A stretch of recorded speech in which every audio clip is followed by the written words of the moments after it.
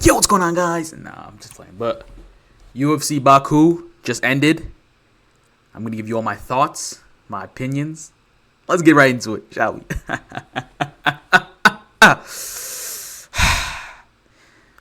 All right. Before I start with the main card, I got to talk about this fucking fight. Tagir Ulanbekov. Mister, let me grab that cage real quick. Let me steal from this poor Kazakhstani man. He didn't deserve this, man. He didn't deserve this. Versus Azat Maxim. Now, before I get into this, before I talk about this, I will say this was a very close fight. This could have been anybody's fight. I just think that Tagir did not win this fucking fight, bro. Not as dominantly as the judges said. Bro, Fuck, I can't even talk. I'm in such a rage, I can't even fucking talk. Two judges had this 30-27. They said Tagir won all 3 rounds. Tagir did not score one takedown. I will give this to Tagir. He had some great counter punching. He was doing very well on the feet. But were those takedowns, did they not mean shit? This dude Azat was able to stuff 8 of Tagir's takedowns and then take him down 3 times. It wasn't really 3 times. It was 2 times. But still, and then you just look at the stat line. We look at the stat line and we see that these guys were basically neck and neck on striking, right? And I think Azat had the more, oofy punches, Tagir's face was way more swollen than Azat's face was. Tagir, pillow hands, Ulanbekov should have not won this fight. That's all I'm going to say. I don't know why he won this fight. He grabbed that cage. He should have been docked a point. But of course, he's got brother Habib in his corner. He's got brother Islam in his corner. These guys are UFC legends, dude. And these judges must have just had a fucking hard-on for Habib and Islam, bro. Because they were judging this like they didn't see any of those fucking takedowns and takedown stuffs, bro. This was a fucking robbery, bro. You hate to see it. It was actually a pretty entertaining fight, though, otherwise. I just don't like how fucking blatant it was. 30-27. I had it the first round to Tagir, second round to Azat, and then second round to Azat again. Because he was just simply able to do more on the ground. I think striking-wise, it was very neck and neck. I think Azat had the more oofy punches, as I said again. But Tagir might have landed a little bit more. So, it's, But, it's just fucking, it's what you expect, bro. I feel bad, but he did kind of fuck up my picks. I was complete dog shit on the women's fights, but, who the fuck knows anymore, bro? These low-level women's bantamweight fights, anything can fucking happen. Claudia Segal came in with a wah-ya-yada fucking stance that fucking Julia Pena has and just beat the fuck out of Irene for 3 rounds. So, fuck it. And she's a fucking grappler, and she didn't fucking shoot once. It was giving me Patchy Mix flashbacks. I'm gonna talk about Patchy. Never mind. Pat, I'm gonna calm down, bro. Same fucking thing with this one. I don't really remember this fight, bro. To be honest, it was boring as hell, bro. I was looking at my phone, alright? I was watching fucking TikToks or some shit. I don't know. This shit was kind of boring, bro. I was kind of, let's get past this, bro. Let's talk about more pressing matters, bro. Ismail Nurdiev versus Park John Young. I said it once, and I'll say it again, bro. Ismail is just a okay fighter. He came in nice and hard. Whoa, pause. He came in aggressive in the first round. He came in fast, came in electric. Then he just kept fucking fouling Park. He kept touching him in the fucking eyes, kneeing him in the head when he's down, losing 2 points, which I think is beautiful to see, bro. I love to see the refs doing their job. Where was this 2 fights? Sorry. Where was this 2 fights ago, bro? I don't know. Let me calm down, bro. I just, kind of fucked up my picks, bro. But I was fucked before that, bro. I was fucked before that. I'm not gonna lie. But Park, he did what he needed to do. He sludged forward and just overwhelmed him with his fucking takedowns. And eventually, bro, Ismail just kind of quit, bro, towards the end. He was gassed out, couldn't do much. He just kind of accepted his position. And Park won a nice little win, bro. Nice little win, bro. Love to see the good guy win, bro. And, Ismail's just kind of, he's kind of average fighter. This I was completely wrong about. Excuse me, Cole. I wasn't familiar with your game. I hope you accept my apology. I should have known when I heard this guy. This guy combo Samba champion. This guy number one. Boom, boom, boom, boom. I should have known, bruh. He just kind of manhandled Oban Elliott, bro. This was a fucking... If you really saw the fight, bro, these numbers... I guess they do it justice because it looked like this, bro. It just looked like Oban Elliott was struggling on all fronts. We started with like a little striking exchange. Ko was getting the better of it. So Oban Elliott tried to, close the distance, try to take him down, take it to another like level. Good fight IQ by Oban. But he couldn't do it, bro. And at the end of it, bro, he was just getting tossed around, put on the ground. He was finding no success anywhere. And you know what, bro? That was my bad. I had no idea this dude could do stuff like this. He just looked like a more experienced fighter out there. And it showed, bro. It really did, bro. He just looked better on all fronts. Unfortunate to see, bro. But I was wrong, bro. And I apologize. I thought this dude had no fucking head movement. Whole time, this dude just has the best posture known to MMA, bro. I saw his fucking back, pause. And this dude had the fucking, almost like, he had that fucking straight back. He looked like fucking straightened up and shit. But, he had movement. He had grappling, brother. He took him down. He took him right down. And he won that fight. This was actually a nice fight. I enjoyed this fight because this fight was just complete dominance, I think. For 3 rounds, bro, Oban Elliott did not have an answer for Ko. Clap it up. Good job for Ko. Overall, the prelims are kind of boring. I was a little pissed off about this. And these fights just put me to sleep.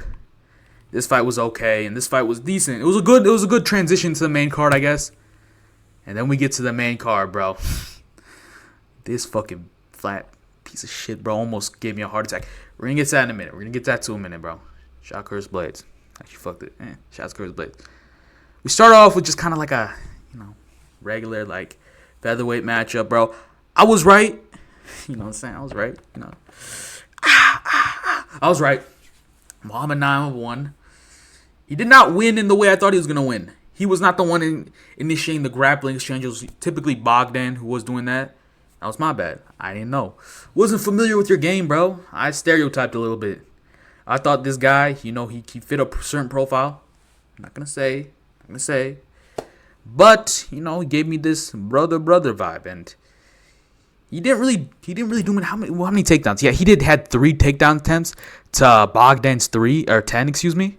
So, he definitely won the stand-up exchange, and he won it was a pretty boring fight, bro. I'm not going to lie to you. I'm not going to sit here and hype up this fight and say, oh, yeah, man, it was such a tactical fight, dude. Didn't know what was going to happen next. It was kind of boring. I don't know. The last couple fights were just not putting me in the mood to watch this shit. Fucking shout out to Nazim, bro. Shout out to Nazim and Nicholas, bro. Clap it up. No hands. Pause. Anyways, I gotta do a sincere apology, bro, to Nicholas Mata, bro. I said this dude was a slaughter to the lambs, bro. And he kind of was, bro. But he put up a great fucking fight. Better than any of the dudes above him, bro. This dude came in, and he came in hard, bro. He came in aggressive. He came in thumping. Ooh, ooh, ooh. And honestly, he could have got the finish. If it was a different ref in a different country on a different night, he would have got that stoppage in the first round. But this was not his night. And to be honest, all credit to Nazim to be able to come back, and he just fucking put the beat down on Nicholas after this shit, bro. The second round, he was coming in with them little elbows, bro. He was just better, smoother striker in the second round.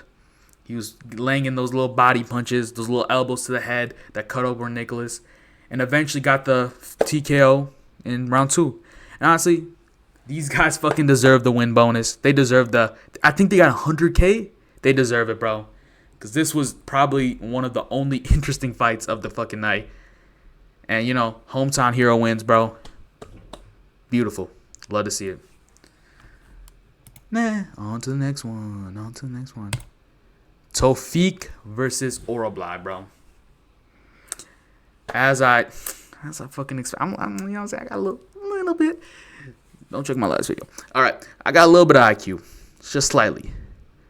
These dudes coming from these different organizations, I can't trust them. I won't trust them. And this is why, bro. This guy, former Rising Champion. This guy, PFL guy. Oh, no, he's not PFL. I think he's Bellator guy. Bellator guy. He won't fool me with his striking. He won't fool me with his titles. He will not do it. I knew that Oroblai was going to do it, bro. I just had a feeling. And he dominated him, bro. In the first bit, I thought that Tofik put up a, you know, a good, like, little, like, you know, how do I say it? Good little anti-wrestling, good little defensive bit. I was like, dang, bro, this dude might be legit, bro. He can, you know, stuff that takedown. Got great balance. But then I realized who we were dealing with, bro. This dude, Oroblai, does not get deterred. He's going to keep going forward. He's going to keep doing what he needs to do. And he just fucking, overhanded and took him down and got that fucking Kimura on him, bro. Ugh. His arm, honestly, looked like it was going to snap. And to be honest, I love this for him, bro. I love this. He deserves a nice fight like this, bro. After the fucking war he went to with his last fight, bro. He deserved this. But honestly, a bigger thing that I want to talk about is that this dude, I think this is his second time in a catchweight, bro. This dude is struggling to make 155. He was fucking, from, like, I saw a little comment or something. He was 5 kg off, bro. On, like, the fucking day of the weigh-ins, bro. So they needed to move it to a catchweight at 165, bro. This dude is a great fighter, bro. I truly think that Oroblai is a great fighter. He has a lot of great skill, a lot of resilience, bro. And he has a fucking cranium on him, bro. You know, he got that granite chin, bro. That, you know what I'm saying? He's gonna have some great fights, but he needs to be able to make 155, bro. If he can't, bro, he needs to move up, bud. You know what I mean? But, you know, I'm happy Oroblai won. I don't trust these outsiders, bro. After what Patchy Mix did to me, I'm still struggling from that, bro. Fucking soul, bro. But, you know, great win from Oroblai, bro. I enjoyed this fight as well, bro. I actually thought that after this fight, bro, this card was going to have a nice upward trajectory, bro. We're going to get some finishes, bro. You know, see a big, meaty Curtis Blades right hand or jab or whatever. Fucking, I don't know. I was fucking wrong, all right? I was wrong, bro. The math did not math out. Let me talk about this fucking blob Curtis Blades, bro. Holy shit. This whole fight, bro, my jaw was on the floor, bro. I could not believe what I was seeing, bro. In the first round, you know, Curtis Blades did his thing, bro. He got his fucking blobby man's takedown, you know what I'm saying? He put his body weight on him, held him to a cage. And I was like, you know what? This type of performance I expect from Curtis Blades, you know what I mean? And I was, you know, happy, living life, enjoying the fight. And in the second round, this dude was getting pieced the fuck up. And I was in utter disbelief, bro, that he was getting pieced up by Rizvan Kuniev, bro. He was just getting pieced up. This is top 5 perennial contender, Curtis Blades, bro. Getting pieced the fuck up. And for a minute, bro, I could not believe my fucking eyes. I could not believe how shit the heavyweight division was to let this guy get to number 5 and stay there and get pieced up by unranked debutee Rizvan Kuniev. In my mind, I was thinking this dude must be on every drug under the sun to make this fucking happen. This dude's juicier than fucking, I don't know, Juice, bro. Juicy J, bro. I don't know. Terrible reference. But regardless, we march forward. That was the only way I was letting this shit happen in my head, bro. I was like, no fucking way this dude's getting pieced up this badly. And these stats make it look like Curtis Blades had such a dominant performance, dude. Look at his total strikes compared to Rizvan Kuniev's. Bro, if you saw Curtis Blades' fucking face after the second round, I started praying, bro. I fell to the floor. I did not think this was fucking happening, for real. That Rizvan Kuniev could turn to a top 5 contender after this fucking fight. My mind was not letting me process that. Luckily, the blobby man spirit came alive, and Curtis Blades was able to skim a decision against him, hold him against the cage a little longer, and win the decision. This fight was fucking shit, bro. I wasn't expecting too much, bro. I was at least expecting a somewhat dominant performance from Curtis Blades in his little, like, grappling area, his expertise. And this just made me sad, bro. This truly puts into perspective how fucking lackluster the heavyweight division is. That this guy's a top 5 contender, bro. The fucking leap and bound from 5 to champ is ridiculous. And that's ridiculous in itself. That a dude like Rizvan Kuniev, who's most notably from Eagle FC and had 2 fights in PFL, got caught juicing, almost won this fight. Man. God damn. Like, you know what I mean, bro? It's like, I know I think he tore something in his leg, but still, bro, it's like, come on, bro. This is scary, bro. Scary times for the heavyweight division, bro. Hamdi Aldi Wahab might become champion in this fucking state, bro. It's ridiculous. But we move forward, bro. We pass forward. And let's go to brighter news, lighter news, bro. Rafael Fiziev won. I love to see this for this man, bro. I did pick against him, but I'm happy for him. I am happy for him. This guy has been getting hoed constantly with his matchups, bro. I think he was on a 3-fight losing streak. He's not a 3-fight losing streak type fighter. Jamal Hill. He is not a 3-fight losing streak fighter. This guy is explosive. He's fun to see. He's such a fun striker. And he had some grappling, bro. He got 4 for 4 takedowns. It was honestly such a fun match to watch, to be honest. I enjoyed it. I'm glad he won, bro. But, pero, I think this dude should move down to 145. I know.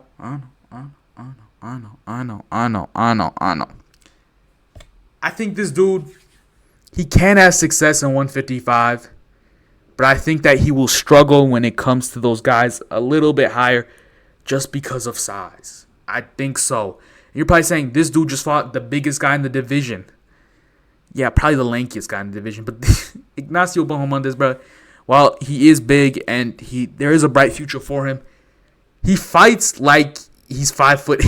Ignacio Bahamondes did not use his reach whatsoever, and I think that he doesn't. He's not a rangy fighter. He likes getting up and close and personal to you, and that worked out in Rafael Fiziev's favor.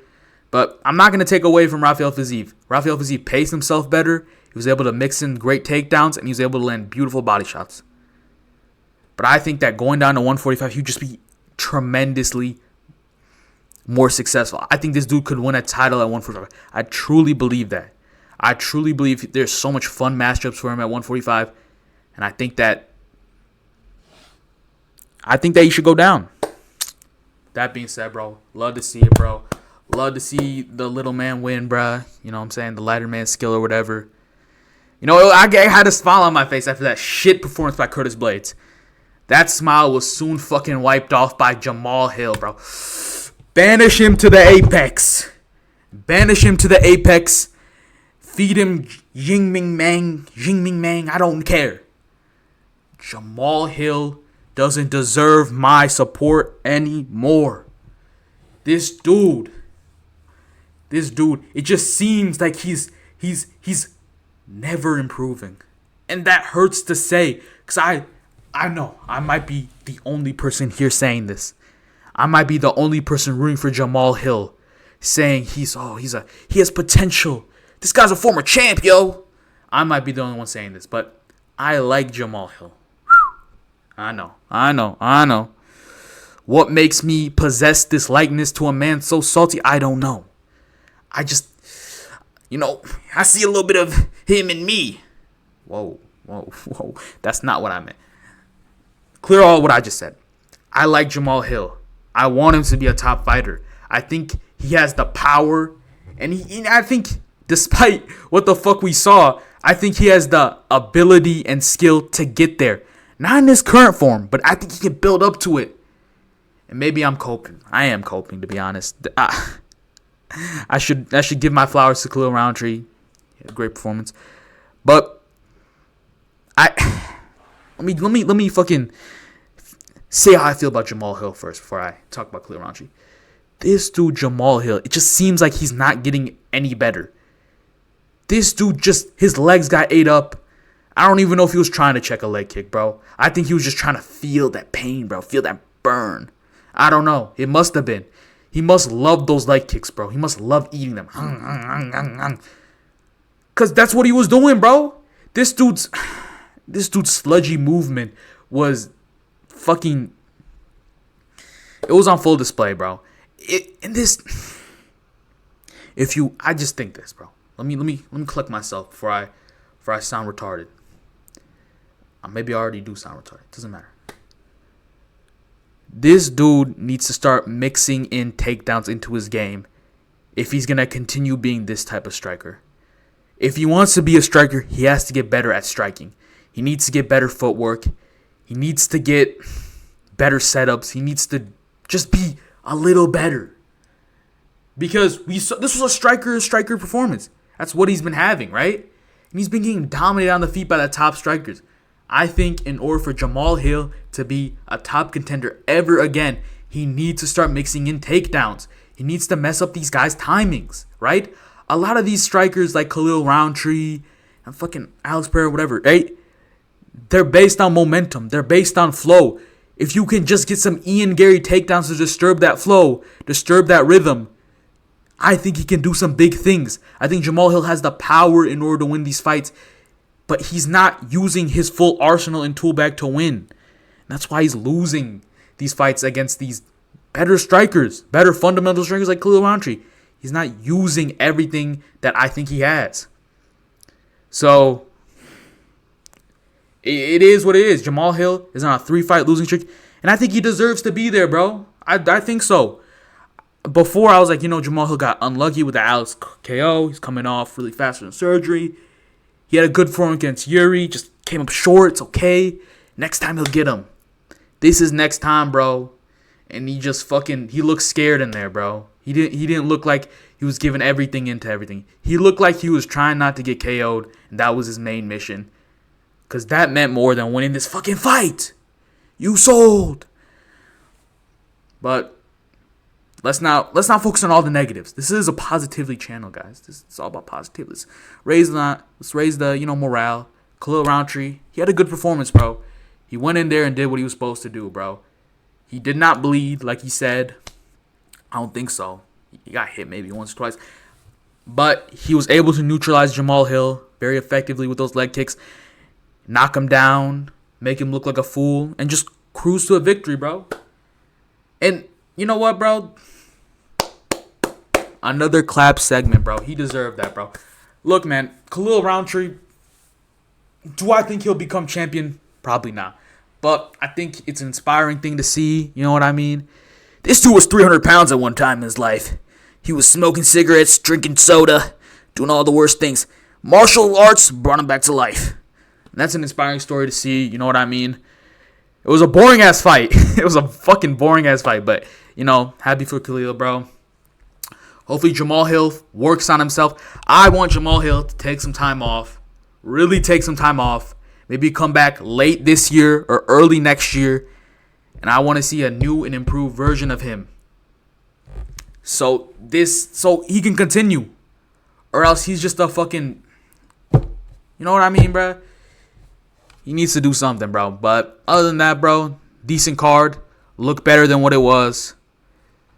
And, I'll catch you boys in the next one.